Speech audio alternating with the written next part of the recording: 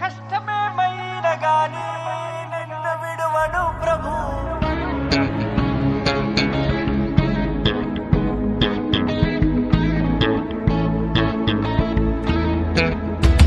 స్తుతులివిగో నా ప్రభువా, ప్రియమైన నా దేవా, మేలులకై స్తోత్రములు, దీవెనకై కృతజ్ఞతలు. శుద్ధుడా పరిశుద్ధుడా నిన్నే కీర్తించేదన్, పూర్ణుడా పరిపూర్ణుడా నిన్నే కొలిచేదన్.